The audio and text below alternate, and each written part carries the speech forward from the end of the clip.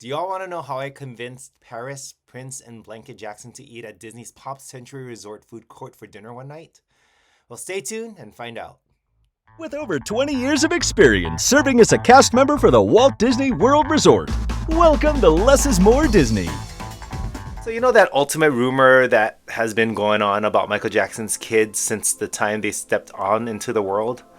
Well, I know for a fact it is true. They love to have fun. Please subscribe and like to my channel before I go on and share with you my adventures. So my encounter with Michael Jackson's kids actually happened a few years before I had them on tour in 2010. And that was when they were little kids. I was working one day in Disney MGM Studios, I guess, relation, and I was walking backstage to the restroom when I saw Michael Jackson with this huge entourage and my friend Maureen, who I will talk to you, I'll mention about her in a minute. But I saw three kids wearing costumes. I remember one was wearing a princess costume and the other one was wearing a Buzz Lightyear costume, but I can't remember what Blanket was wearing. But I didn't recognize them. I was like, oh, that's Michael Jackson's kids. I got excited, but that's my first encounter with them. Fast forward to 2010 when I got a call from the office, and it was one of my favorite coordinators, Rob Highfill, who called me and said that there was a high-profile family on tour. And it's very proprietary as far as the information goes, and it has to be kept a secret. But they told me that Michael Jackson's kids are coming down, and my good friend Maureen, she's one of my close friends, she wanted me to be her second guide. Now, the way that VIP tour works, when you rent a VIP tour guide or when you hire one, you need up to a party of 10 to get one tour guide. Anything over 10, even if it's one over, requires a second tour guide. So Michael Jackson's kids, they had an entourage. It was their cousins and their bodyguards and a off-duty police officer from LA. They were all on tour, so they needed a second guide, and Maureen asked me to be their guide. In order to work well with a co-tour guide, you all need to get along. But with very high-profile guests, we need to be very experienced, but we also need to collaborate together to work well together as a team with the other co-guides. So it's very important and crucial that we work with the right tour guide. And Maureen and I have worked to many tours together. We worked well together. So that was a good fit for us. And I was very honored that Maureen asked me. And of course, I was so excited when I got the call from Rob. And then the magic started. This tour happened on the 4th of July weekend in 2010. This was about a year after Michael Jackson's passing. And we picked them up on July 3rd at the resort. They were staying at an outside property outside of Walt Disney World. They were actually staying at a resort at Universal Studios Orlando. And I'm not going to mention the name of that resort just for anonymous sake in case they stay there again. But they did stay there for the past 5 years that I was with them, actually. But we would pick them up. We had 2 SUV vans, and we thought that would be big enough for us to pick them up. When we got to the resort, we got there about an hour early, and Maureen and I were just going over some of our plans and how we were going to tackle this 2-day tour.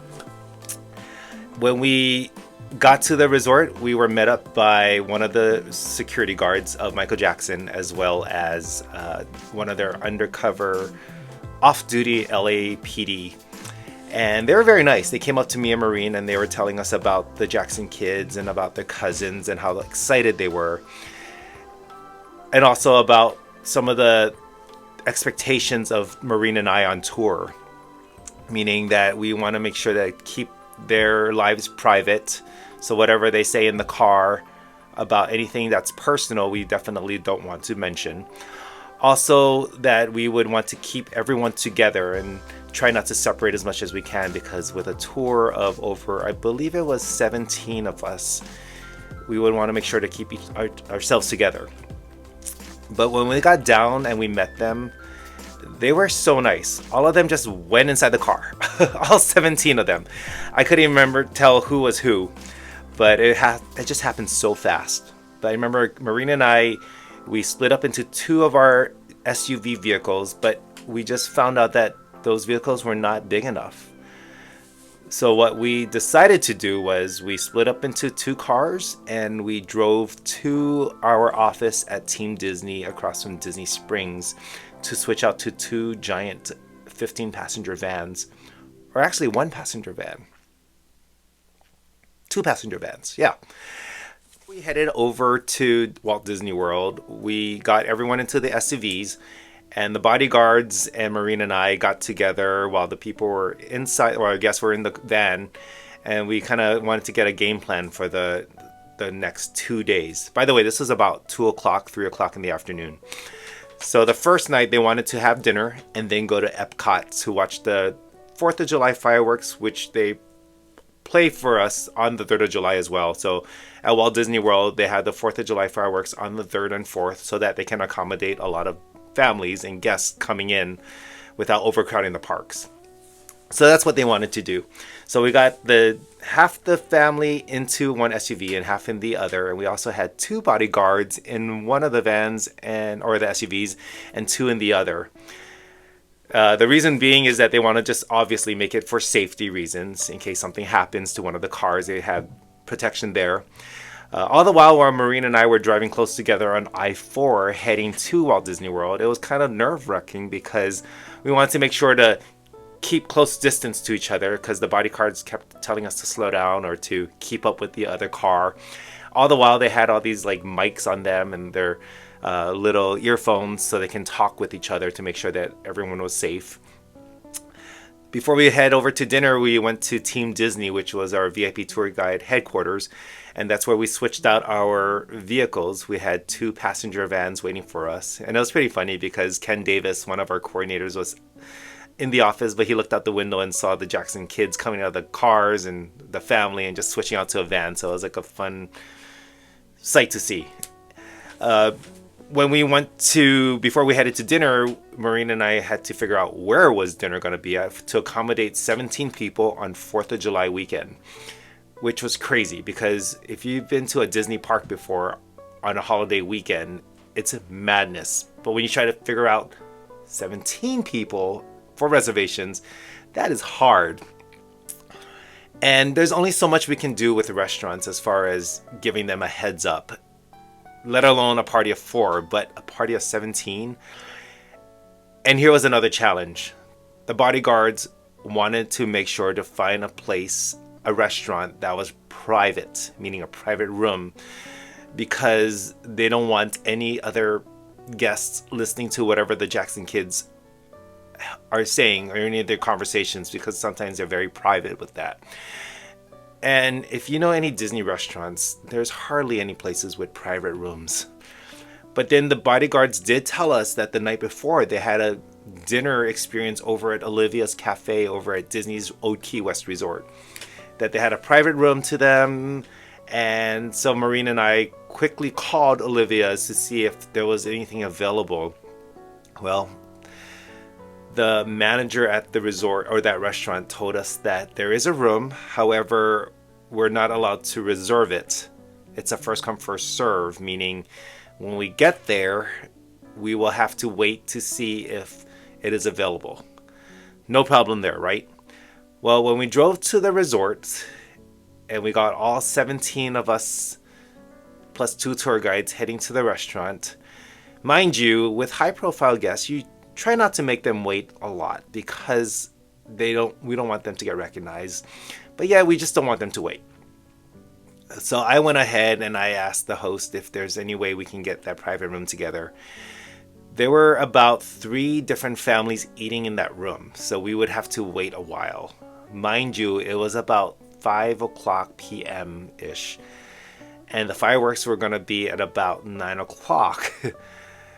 So we had some time. However, we did not have families eating while we're waiting for them to accommodate them. So what we did was the bodyguards told us that if we tried to move the families that were eating in that private room to the main dining area, that we would cover their bills, which I thought was a great benefit for the families. So Maureen and we went to the families at the tables in the private room, and we went to each of them and we asked them if they can kindly relocate to another table and that this family would pay for their meals, cover their checks if they do so.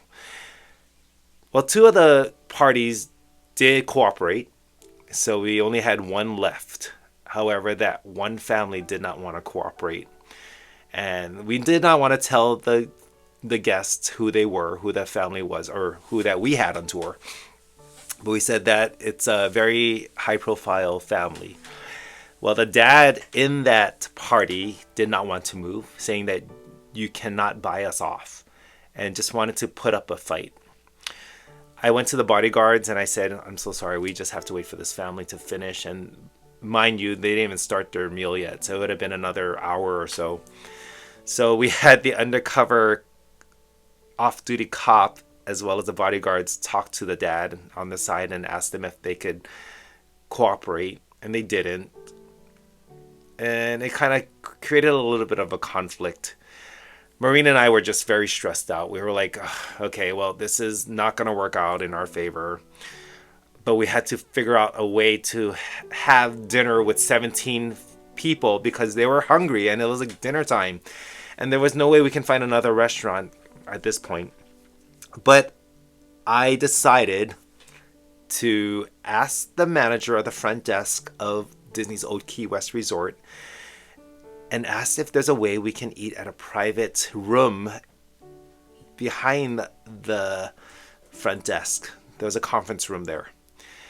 And then I got together with the restaurant manager and I asked if there's any way, if we found a private conference room, is there a way for a server to come to that conference room to take their orders and serve them and bring the food there? So we made like a makeshift pop-up restaurant in the conference room. And the restaurant manager said that they would accommodate that if it was okay with the resort manager. And they both said yes. And thank goodness they did, because I wouldn't know what to do at this point. So Maureen and I, we quickly, we told the bodyguards and the family, or our family, what was going on. And what we did was Maureen and I quickly went to the conference room, and that day they had like a potluck, a 4th of July potluck weekend. So what we did was Maureen and I quickly got all the food that were on the conference room table, all the cutlery, plates, crock pots, and we quickly put it on the side in the conference room, and we cleared the entire table.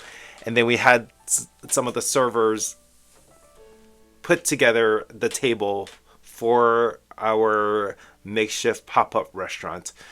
Whew, that was a lot of work. After we did that, we got the table settings done for 17 people in this conference room. We sat the Jackson kids and their family down. By the way, the Jackson kids and their cousins, I recognize some of the cousins that were on our tour. One of them was Your Majesty, who is one of the cousins that is going to be, I believe, going to portray Michael Jackson in an upcoming Michael Jackson biography movie coming up.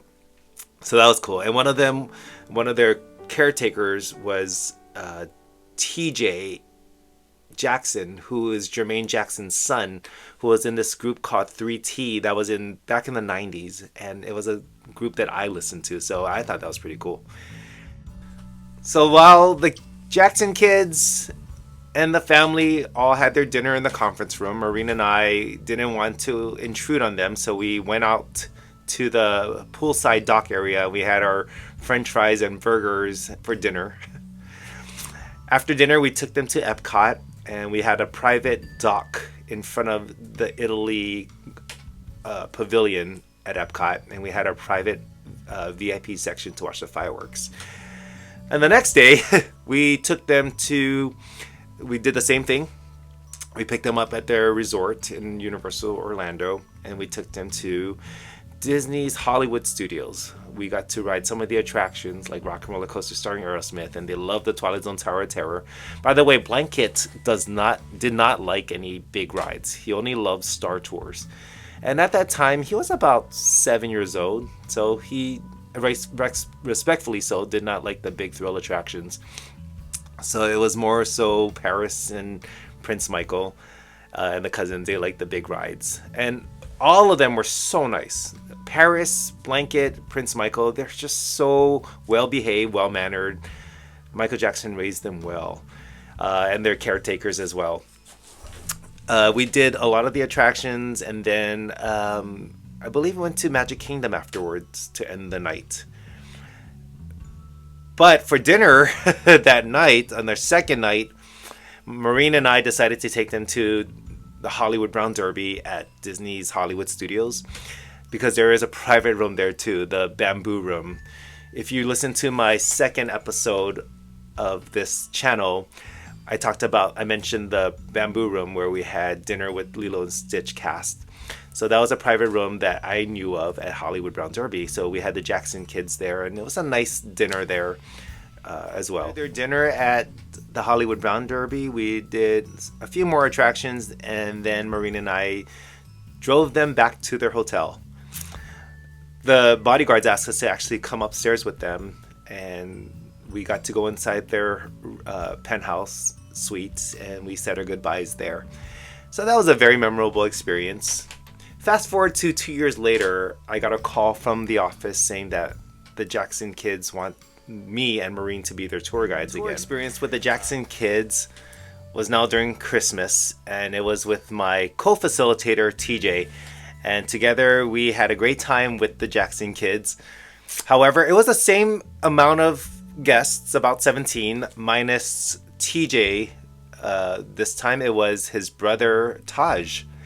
Taj was another member of the group 3T that I mentioned. And I want to correct myself that it was the 3T members, they're sons of Tito Jackson and not Jermaine Jackson.